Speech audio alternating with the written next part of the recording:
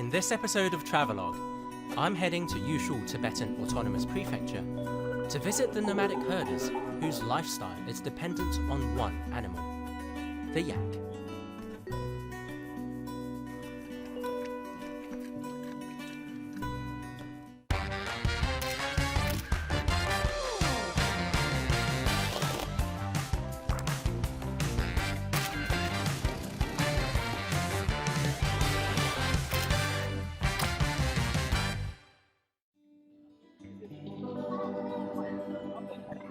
I've come to Nangtian County.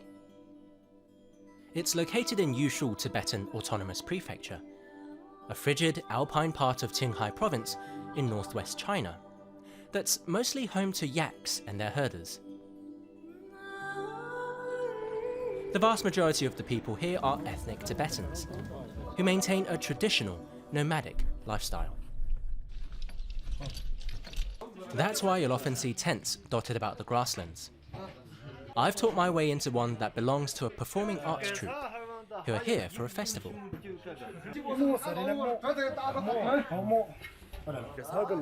Fantastic, we're going to get a private viewing of King Gesar's epic. I think it's just going to be like a tiny fraction of the actual epic, but look, they're already getting into the whole spirit of things.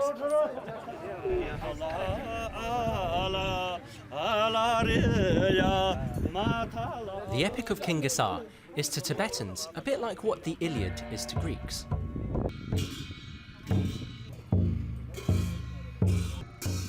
The king of the title is a semi-mythical figure and cultural hero.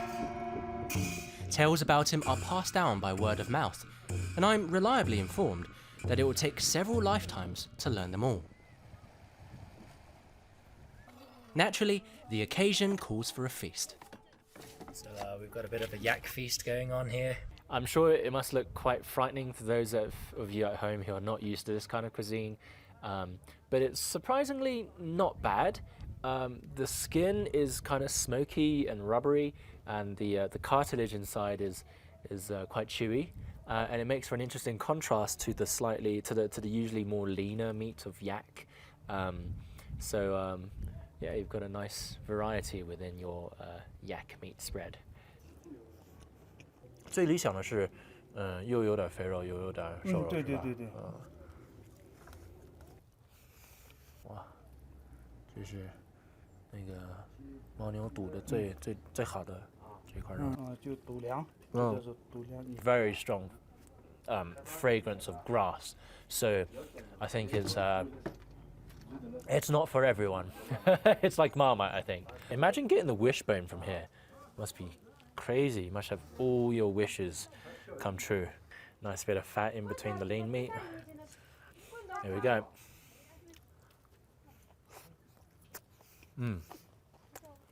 That's great. This is actually pretty delicious.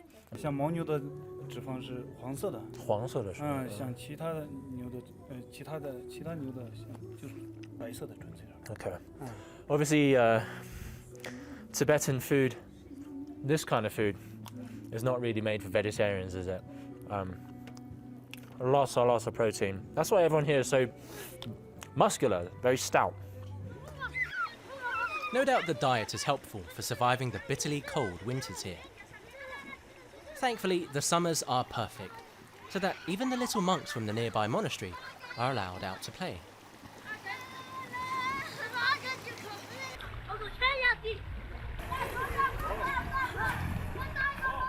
Historically, Nangtian was a powerful, independent kingdom, which may explain why so many ancient customs are still practiced here.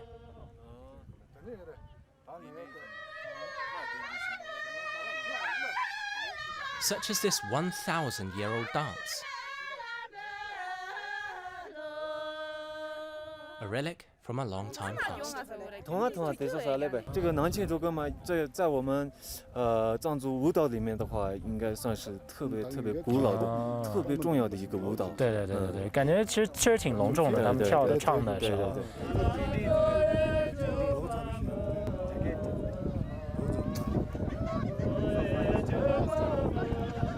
我们有这种说法，民间说法的，就是比如说天特别晴的话，对，今天天特别晴的话，你只要跳这个舞，马上就会下雨，马上就下雨啊。你要是下暴雨的话，他要是这个时候你跳这个舞的话，天马上就会晴。Oh, 有这 okay. 种说法。 Okay. I was just going to say, remember to bring your umbrellas, but I guess if it's raining, if you bring the troop over, then bam, you got a sunny day.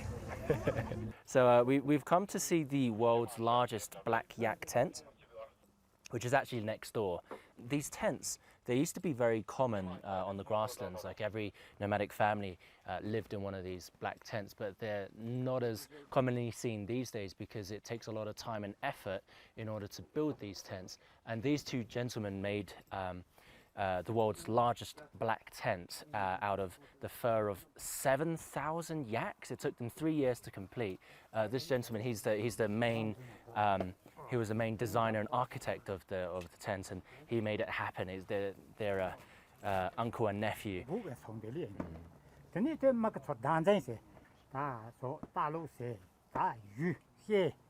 雨雪这两个听到了。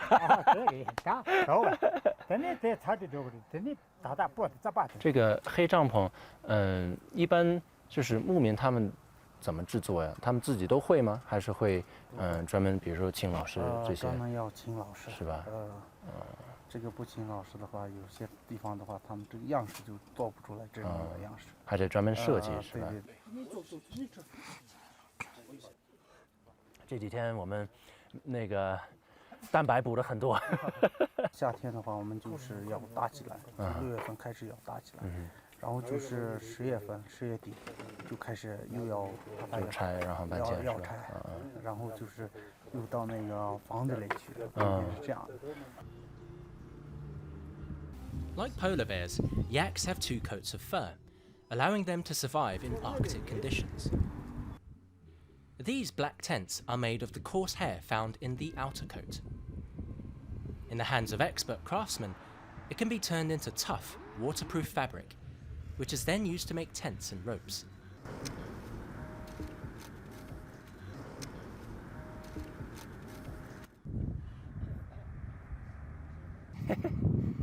It's kind of therapeutic actually doing this.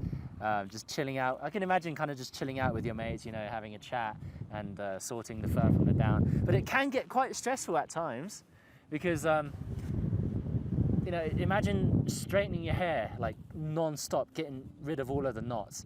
And you've got to separate the white hairs too. I didn't realize that they would be used, so I've been throwing away a couple of them. The white hair is typically used for the decorative stitching, which only this gent knows how to do. Making the rest of the fabric, though, is far more straightforward. But it's hard work. Each thread needs to be rammed tightly against the next to ensure there are no holes. I can't believe it. So there's actually a wild monkey right over there. I don't know if you can see. Apparently they never come down either, so we're just really super lucky today. Trying to entice it with this watermelon, but I don't think it's working. And I can't go over there because there's a marsh in front of me. It's all mad. Somehow I don't think he's here to help us with the loom. Still, the fact that a wild monkey would actually make an appearance speaks volumes about how close we are to nature here.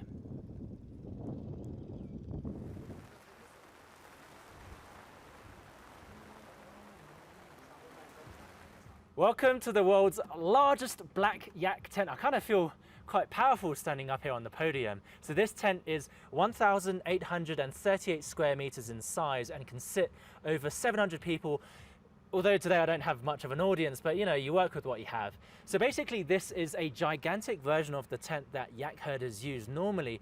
Now the great thing about yak fur is that it's waterproof. And for example, right now it's raining outside, but there's not a single drip coming in here. And it's also very durable, so it's great against the sun, it doesn't break easily. You might need to replace some patches of the fur every 20 years or so, but you know, it's like with tiles, you only replace one bit. However, people are living a more sedentary kind of lifestyle these days, and these sorts of black yak tents are on the decline. But obviously there are efforts being made to preserve the craft, as you can tell from this world record-breaking black yak tent. Anyway, I think that's my piece. No applause? Okay, I'm just going to gracefully exit stage. Coming up next, I learn about the Buddhist perspective on yak ownership and the difficult question it poses.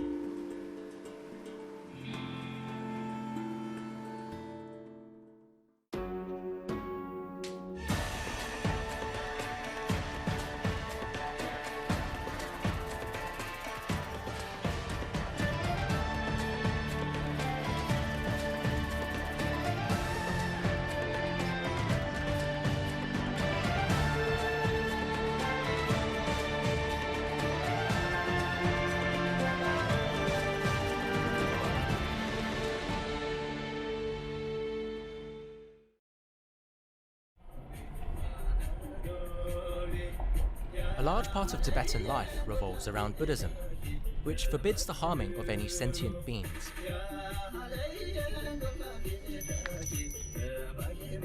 I've come to Ga, an 800-year-old monastery belonging to the Kagyu school of Tibetan Buddhism.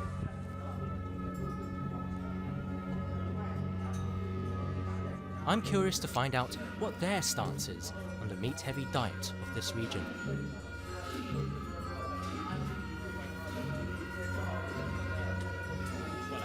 但是您对这个会有什么说法吗？我们本色的话就是不吃那个牦牛肉，没人吃不会没人杀嘛。然后就是我们不吃牦牛肉，然后这个村里的那些下面人们大部分他们也不吃，跟我们一样。我们这个佛教里面说的话，吃了牦牛肉，然后下辈子会带来很多那些罪孽。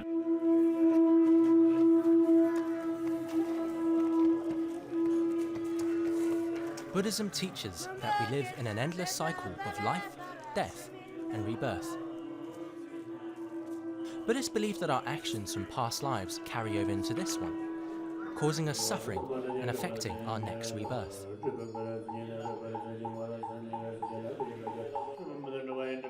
That's because our actions generate both good and bad karma. Do bad deeds, and you might be reborn as a yak or a hungry ghost. Do good, and perhaps you'll be reborn as a demigod. While the ultimate goal of Buddhism is to attain enlightenment and break out of the never-ending cycle of suffering, most people are satisfied with accumulating enough good karma to ensure a better rebirth.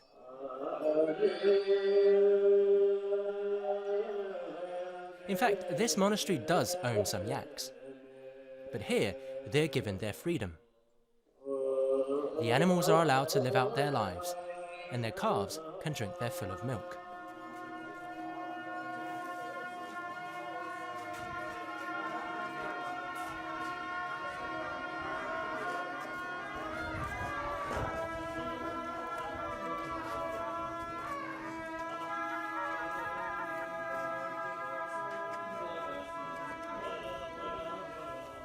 其实就是佛教，最重要的就是不要杀生，不要吃肉嘛。但是咱们老百姓啊，那个木棉千年以来就一直是这样子下来的，那这会不会有一些矛盾呢？那个的话，有矛盾，但是确实挺难的。确实挺难的。那你们一般会怎么劝他们呢？ 有的人就是他想不想见，然后就是我们让他一天见，然后就是今天见，明天可以吃，后天见，就是那样。他有什么问题的话，问那个佛佛，然后就是佛佛会给他很满意的答复，然后就是他会戒掉这个牦牛肉。 That's a different way of thinking about it, isn't it? Because we're always thinking about alleviating people from poverty, and for generations people have lived the way they have. The more yaks you have, the wealthier you are. But I guess if you flip it around and you think about it from a Buddhist perspective, less is more, and also does less damage to the environment, less yaks grazing. Might be quite hard for a lot of people to stomach though. It's all about compassion for everyone and everything.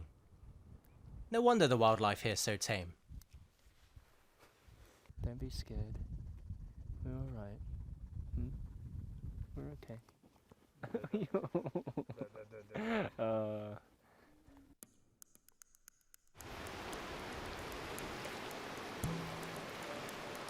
However, reality is not so simple. Few crops grow in this alpine region, where the air is much thinner and the high altitude drains you of energy much more quickly. Here, you need to eat meat to survive, and the only reliable source of protein is the yak. Yak milk is also highly valued. It's used to make everything from yogurt to cheese, butter and butter tea.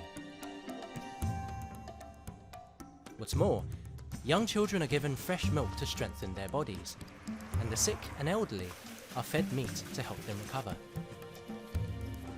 It's a difficult task, trying to balance spirituality with reality.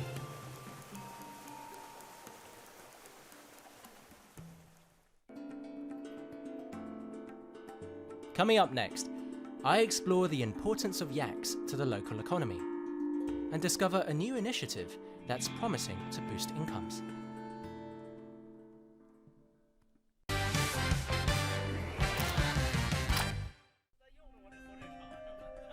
Yaks are everywhere in Nangtian County.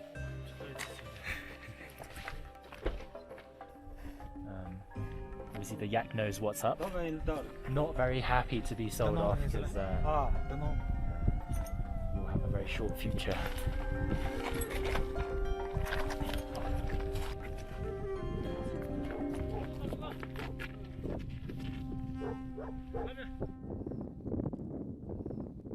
90% of all yaks in the world are found in China, and over a third of them in Qinghai Province. And nowhere in Qinghai has more yaks than Nangtian County. That gives you an idea of how important they are to the local economy here.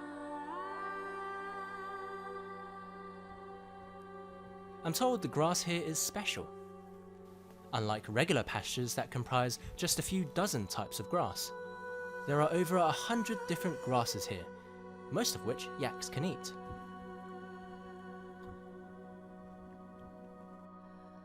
You see, unlike cattle which can be raised in sheds, yaks must roam. Yaks are naturally nomadic grazers and enjoy wallowing in dirt. During rutting season, it's common to see the males butting heads.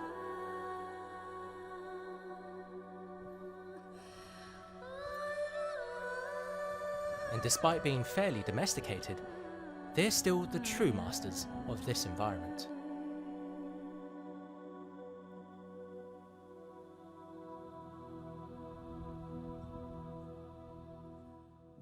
Really, really peaceful here. Just the sound of the wind and yaks munching away. This is pretty much it, life as a herdsman. Wake up in the morning, first thing you do is you bring all your yaks home and you let the calves suckle their mothers a little bit and then you milk the mothers. Afterwards, you let them out again. Come noontime, you bring them all back, do the same thing, let the calves suckle on their mothers a bit. This is in order for the milk to start flowing. Milk the cows, let them out again, and they'll just be grazing pretty much the whole afternoon. And then come evening time, you bring them all back to the house, put the calves in the pen, let the adult yaks out, and that's pretty much it. However, most of the yaks here are female yaks, and you have to herd them every day. And the alphas are actually behind me up on the very top of that hill. And you only need to check up on them about once a month just to make sure they're still there, but you pretty much let them roam free. But yeah, that's it. Very peaceful, chill kind of life. We've come during rutting season, when the wandering bulls return and stick close to the females, as they're about to enter heat. The males are noticeably larger, with bigger heads and thicker necks. And while you don't need to worry about predators picking them off, looking after a herd of yaks is still a full-time, all-day job. The nomads will invest almost all their wealth into expanding their herd. But one person can only do so much. With the yak industry playing such a vital role in the local economy, finding a more efficient way of raising yaks has become a pressing concern.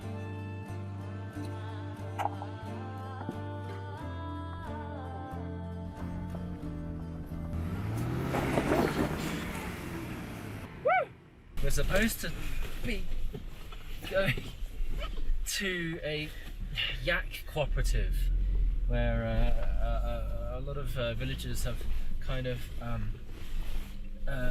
put their yak together to be looked after together.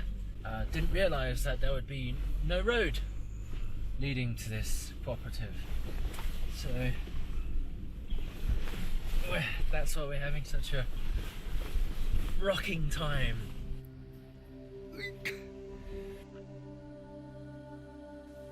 Due to their religious beliefs, many people here in Nangtian refuse to sell their yaks, however much they might need the money. That's because they know they're sending them to be slaughtered, and they'd be ostracized by their community for doing so. However, all these extra yaks put a strain on the environment. That's why here they've come up with an innovative solution, pooling together hundreds of yaks to be looked after by several families. Although they have to hit a yearly sales quota, the collective ownership of yaks removes the guilt and stigma of selling your own.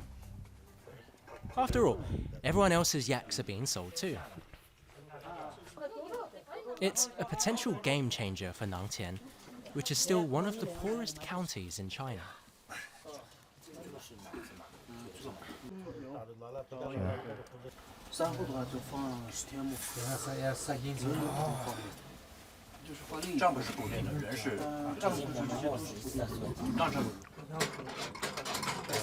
Everywhere we go, we've always been treated to a pretty big feast of yogurt, butter tea, like various sort of fried dough stuff. This is dried yak,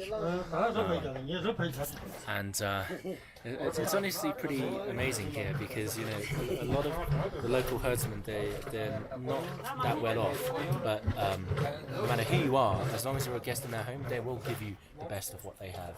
Happy family of yak herders here. Time to tour the grounds. 抽demo，跟叔叔一块看看。你的最喜欢小牦牛是它名字叫什么呀 I can't run quite as fast as these kids, especially on at these kind of altitudes. 走，咱们回去，回去吧。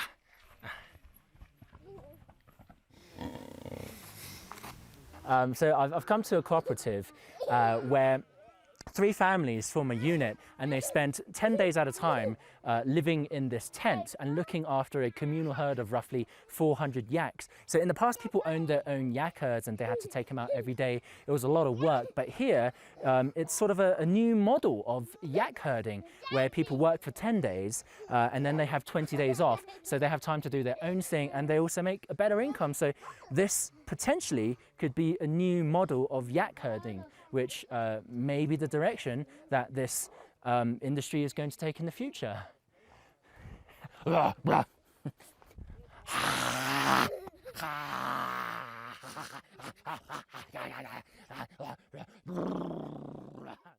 每10天换一家来管这个400头牦牛，之前就自己养自己的。对，就是嘛。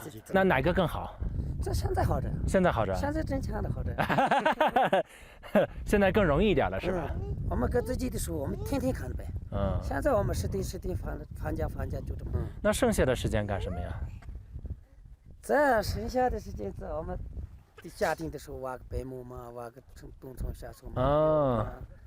这我们啥都有了。对，就是基本上我们这么有事。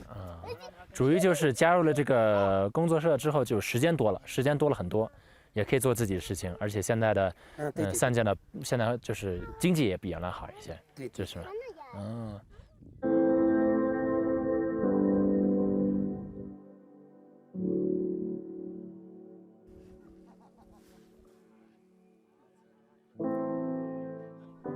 For thousands of years, yaks have been the foundation of nomadic life here on the plateau. Every part of the yak is valuable, from its fur for fabric to its milk and meat for sustenance. Even the dung is useful as fuel, and the bones have medicinal properties.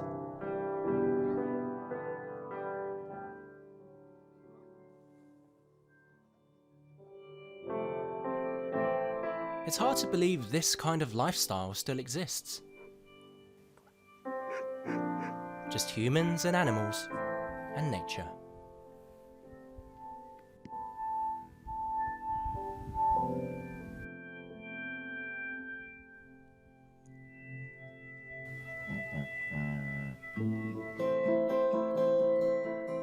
But even here, on the roof of the world, life is slowly changing.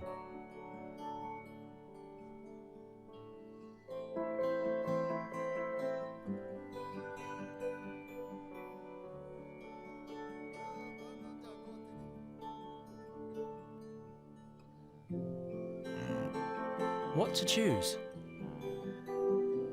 Preservation and poverty, or change and wealth? It's a delicate balancing act.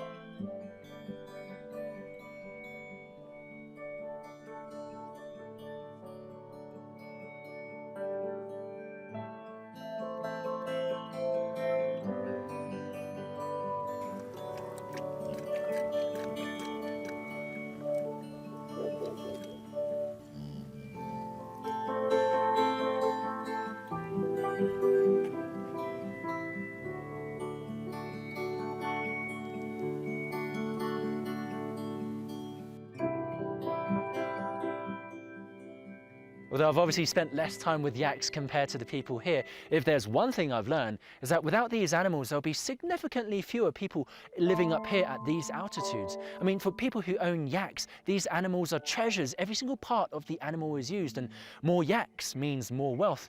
But that also potentially comes at the cost of the environment, and really it's all a question of balance, something that the locals are constantly striving towards, as we've seen from all the people that we've met. I'm Tianran, and I hope you've enjoyed watching this episode of Travelogue.